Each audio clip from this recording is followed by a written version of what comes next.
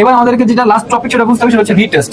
ভিটিইএসটি retest, এটা এখন আমাদেরকে বুঝতে হবে what is the retest. Retest হচ্ছে যখন ধরেন মার্কেট এখান থেকে ব্রেকআউট করলো, ব্রেকআউট করার পর মার্কেট উপরের দিকে কিছুক্ষণ গেল, কিছুক্ষণ যাওয়ার পরে মার্কেট এই যে এইখানে যে লেভেলটা ছিল যেটাকে মার্কেট ব্রেকআউট করছে ঠিক এই লেভেলে পৌঁছাবে।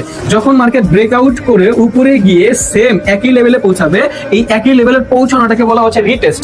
একই লেভেলে যখন পৌঁছাবে তখন এটাকে বলা হচ্ছে retest. This is the retest. অর্থাৎ এটা যদি সাপোর্ট লেভেল হয়, যখন এটাকে ব্রেকডাউন করে নিচের দিকে গেল, আবার যখন এই সাপোর্ট লেভেলটার মধ্যে মার্কেট উপরের দিকে উঠে এখানে আসবে, তখন এটাকে বলা হচ্ছে রিটেস্ট। এটাকে বলা হচ্ছে রিটেস্ট। এবার রিটেস্টের একটা মজার বিষয় আছে। মজার বিষয় কি জানেন? ধরেন একটা রেজিস্ট্যান্স লেভেল, মার্কেট এটাকে ব্রেকআউট করছে। যখন এটা কি ছিল? রেজিস্ট্যান্স লেভেল ছিল না? This is the resistance level না? এটা তো রেজিস্ট্যান্স লেভেল ছিল, মার্কেট ব্রেকআউট করছে। যখনই এই রেজিস্ট্যান্স লেভেলটাকে মার্কেট ব্রেকআউট করে ফেলবে, তখন এই লেভেলটা হয়ে যাবে সাপোর্ট লেভেল। এটা একটা ইম্পর্টেন্ট এবং মজার বিষয়, একটা মজার বিষয়। যখন এই রেজিস্ট্যান্স লেভেলটাকে মার্কেট ব্রেকআউট করে ফেলবে, তখন এই রেজিস্ট্যান্স লেভেলটাই হয়ে যাবে সাপোর্ট লেভেল, যেটাকে বলা হচ্ছে রেজিস্ট্যান্স become support.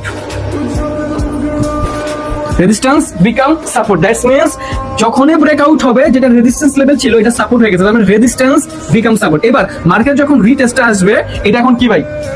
মার্কেট যখন রিটেস্টে আসলো, এই পয়েন্টের মধ্যে আসলো, এই লেভেলটার মধ্যে আসলো, এখন কি এটা রেজিস্ট্যান্স লেভেল আছে? বলেন, এখনকার এটা রেজিস্ট্যান্স লেভেল আছে না, এখন এটা সাপোর্ট লেভেল হিসেবে কাজ করবে।